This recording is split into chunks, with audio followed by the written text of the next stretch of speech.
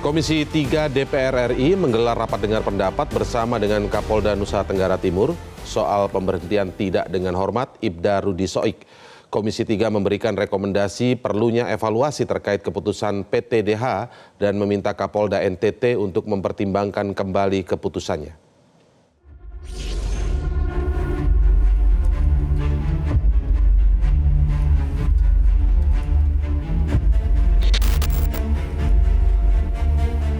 Rapat dengar pendapat Komisi 3 DPR RI dengan jajaran Kapolda Nusa Tenggara Timur NTT, Irjen Pol Daniel Tahimonang Silitonga mengenai pemecatan Ibda Rudi Soik ini bermula dari penyelidikan kasus bahan bakar minyak BBM ilegal yang berujung pada PTDH terhadap Rudi.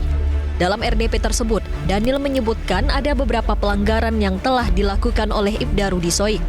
Sengaja membuat kondisi dan situasi yang melakukan penangkapan terhadap orang yang diduga pelaku BBM. Jadi pagi tertangkap, sore langsung membuat surat perintah mengajukan kepada Kapolres yang inisiatif sendiri mengajukan kepada Kapolres surat perintah penyelidikan terhadap mafia BBM. Nah, menjadi lucu dalam penelitian para hakim dan pemeriksa bahwa tindakan yang dilakukan oleh Ibda Rudi Soik ini hanya untuk memframing bahwa dia tidak bersalah dan selalu mengakui bahwa tindakan yang di karaoke ini adalah dalam rangka anef kasus BBM. Kemudian selalu mengatakan bahwa karaoke ini adalah tempat safe house mereka gitu untuk rapat. Tetapi pemeriksa dan hakim disiplin tidak bisa membuktikan itu dan justru sebaliknya informasi berdasarkan pemeriksaan semua saksi-saksi termasuk pegawai karaoke, manajer karaoke dan Kasat Reskrim yang hadir, yang pada saat itu hadir, dan 3 polwan ini, dan mereka disidangkan secara terpisah, secara split, perkaranya di split. Selama berlangsungnya pemeriksaan ini terus, terduga pelanggar Rudi Soik ada dalam pengawasan. Anggota Komisi 3, Benika Harman menilai pemecatan Rudi Soik hanya karena dianggap ada kesalahan saat mengusut mafia BBM tidak masuk akal.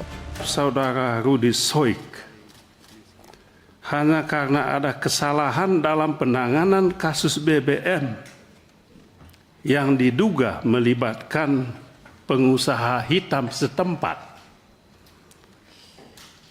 dan ditengarai bekerja sama dengan pejabat di lingkungan Polda yang kemudian dia dihadapkan pada sidang kode etik. Saya sampai saat ini tidak masuk di akal. Belum masuk di akal saya, Pak Kapolda.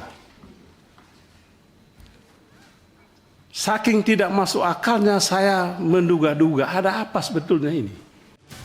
Setelah mendengar kronologi dari semua pihak termasuk Rudi Soik, Komisi 3 DPR menyampaikan 3 rekomendasi kepada Polda NTT dalam menindaklanjuti kasus Rudi Soik ini. Kesimpulan disampaikan oleh Wakil Ketua Komisi 3 Sari Yuliati. Komisi 3 DPR RI menilai perlu dilakukan evaluasi terkait keputusan PTDH pemberhentian tidak dengan hormat terhadap Rudi Soik dan meminta Kapolda Nusa Tenggara Timur untuk mempertimbangkan kembali keputusan tersebut dengan tetap berpedoman kepada peraturan perundang-undangan yang berlaku serta memperhatikan aspek keadilan dan kemanusiaan. Komisi 3 DPR RI meminta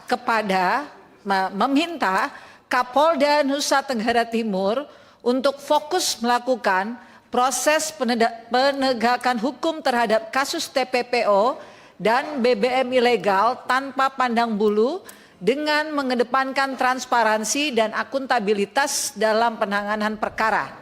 DPR RI meminta Kapolda Sulawesi Tengah dan Kapolda Nusa Tenggara Timur agar memaksimalkan fungsi pengawasan secara ketat terhadap seluruh anggota Polri di jajaran Polda masing-masing dengan mengedepankan prinsip-prinsip integritas, keadilan, dan bertanggung jawab. Seusai menghadiri rapat dengar pendapat dengan Komisi 3 DPR RI, Rudi Soik mengatakan jika informasi yang didapat oleh Kapolda NTT mengenai dirinya sejauh ini tidaklah benar. Ia pun berharap dapat bertemu kembali dan menyampaikan yang sebenarnya. Sudah disampaikan secara utuh. Tadi pas keluar juga Pak Kapolda sudah berpapasan dengan saya. Mungkin pada saat tertentu saya jumpa dengan Kapolda sehingga apapun informasi yang sampai ke Kapolda itu betul-betul terfilter. Contohnya tadi saya sudah sampaikan ke Bapak Kapolda, mungkin ada bahasa yang sampai ke beliau bahwa dalam kasus kode etik itu saya menyatakan bahwa Tuhan pun saya lawan, tidak pernah saya omong gitu. Jadi itu contoh-contoh yang akhirnya Bapak Kapolda yang menurut saya orang baik, hanya informasi yang sampai ke beliau itu tidak terfilter. Maka kalau ada waktu dan diberikan ruang, saya akan sampaikan ke Bapak Kapolda. Kan begitu. Dalam rapat ini, DPR juga menghadirkan Kabid Propam NTT, Direskrimum, Direskrimsus, dan Kapolda Kupang beserta jajaran kepolisian Kupang lainnya. Hadir pula Ketua Jaringan Nasional Anti Tindak Perdagangan Orang, Rahayu Saraswati. Tim Liputan, Metro TV. Wakil Ketua Umum Partai Gerindra yang juga Ketua Jarnas Anti TPPO Rahayu Saraswati mengatakan kasus Ibda Rudi Soik yang dipecat secara tidak hormat karena membongkar mafia BBM kini telah mendapatkan atensi langsung dari Kapolri dan akan ditinjau langsung.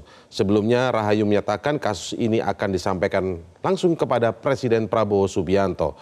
Rahayu juga mengatakan bahwa Rudi Soik merupakan sosok polisi yang sudah berjuang melawan kasus tindak pidana perdagangan orang. Puji Tuhan kemarin setelah kita melakukan rapat dengar pendapat yang dimana saya hadir mewakili Ibda Rudi Soik dengan jajaran dari Jaringan Nasional Anti TPPO, Tindak Pidana Perdagangan Orang, sudah langsung mendapatkan tanggapan yang sangat positif dari Kapolri. Jadi kami apresiasi yang sebesar-besarnya kepada Bapak Kapolri yang langsung memberikan tanggapan akan menindaklanjuti dan memang sudah dilakukan evaluasi.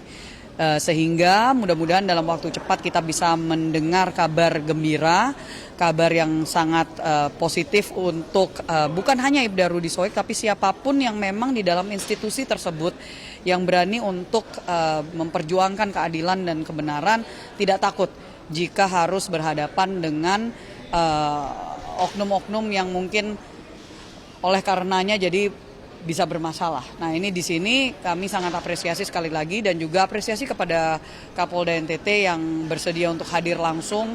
Jelajahi cara baru mendapatkan informasi. Download Metro TV Extend sekarang.